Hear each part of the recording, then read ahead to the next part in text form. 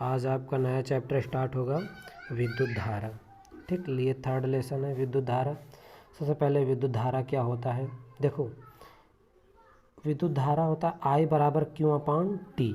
आई क्या होता है आवेश और टी क्या होता है दर, मतलब इलेक्ट्रॉन के प्रवाह की दर को या फिर आवेशों के प्रवाह की दर को विद्युत धारा कहते हैं।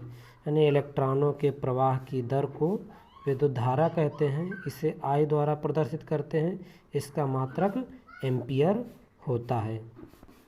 नेक्स्ट टॉपिक है आपका अपवाह वेग। अपवाह वेग क्या होता है, बैटरी का विभवांतर इलेक्ट्रॉनों को त्वरित गति नहीं दे पाता, बल्कि यह तार की लंबाई की दिशा में उच्च विभव वाले सिरे की ओर सूक्ष्म नियत वेग ही दे पाता है।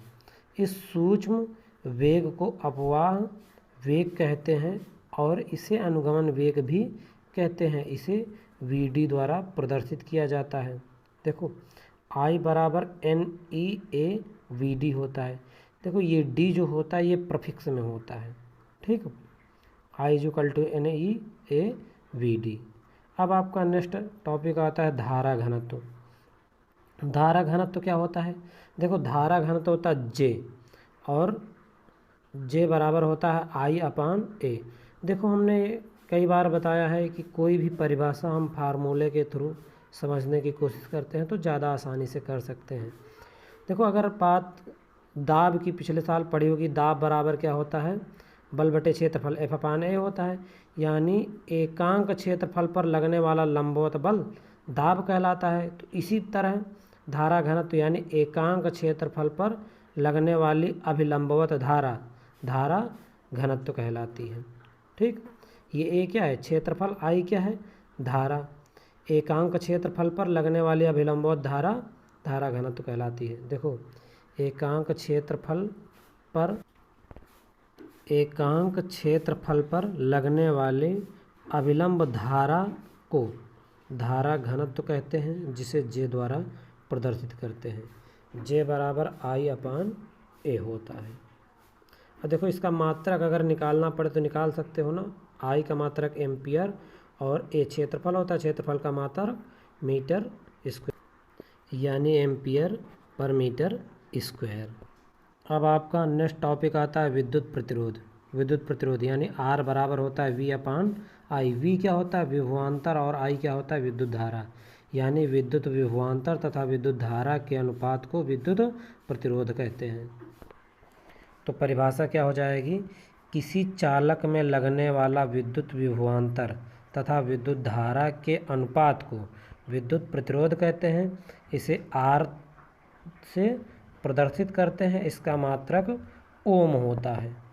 ठीक, अब नेक्स्ट टॉपिक आपका आता है विशिष्ट प्रतिरोध या प्रतिरोधकता। देखो विशिष्ट प्रतिरोध होता है रो इज प्रोपोर्शनल टू ए। ठीक, ए क्या होता है अनुप्रस्थ काट का क्षेत्रफल। अब अनुप्रस्थ काट का क्षेत्रफल मतलब समझते हो, तार बेलनाकार होता है, तार बेलनाकार होता है मतलब कुछ ऐसा होता है ना तार, तो इसका ये क्षेत्रफल और ये निचले सिरे का क्षेत्रफल, दोनों के क्षेत्रफलों को हम अनुप्रस्थ काट का क्षेत्रफल कहते हैं। और यह लंबाई के मतलब विशिष्ट प्रतिरोध यानी rho is proportional to 1 upon is inversely proportional to 1 upon L. ठीक, यानी लंबाई के तार की लंबाई के व्युत्क्रमानुपाती होता है। तो देखो परिभाषा कैसे दोगे, अनुप्रस्थ काट के क्षेत्रफल के अनुक्रमानुपाती यानी विशिष्ट प्रतिरोध अनुप्रस्थ काट के क्षेत्रफल के अनुक्रमानुपाती तथा तार की लंबाई के व्युत्क्रमानुपाती होता है। यानी परिभाषा क्या हो जाएगी, किसी तार का विशिष्ट प्रतिरोध तार के अनुप्रस्थ काट के क्षेत्रफल के अनुक्रमानुपाती तथा तार की लंबाई के व्युत्क्रमानुपाती होता है। अब देखो रो इज प्रोपोर्शनल टू क्या था ए और रो इज इनवर्सली प्रोपोर्शनल टू था 1 अपान एल।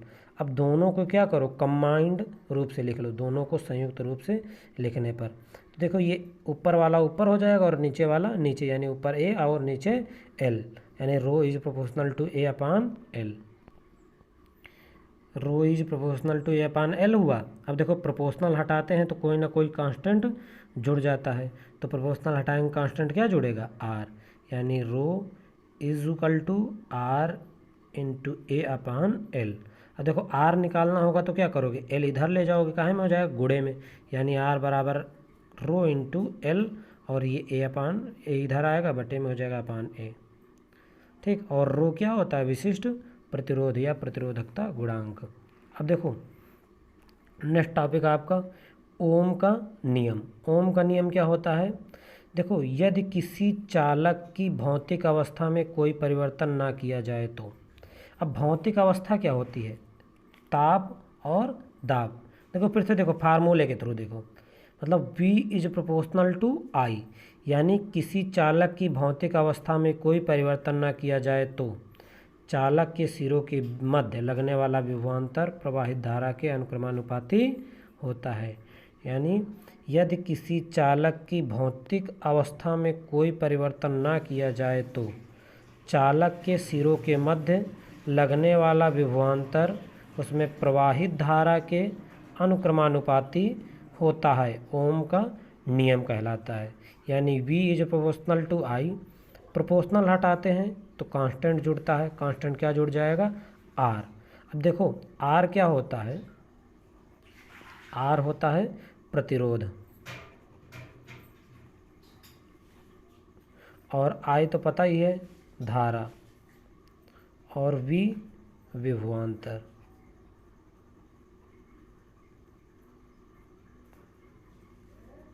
ठीक, ये आपका ओम का नियम हो गया। ठीक, ओम का नियम बहुत ही इम्पॉर्टेंट है। थैंक्स।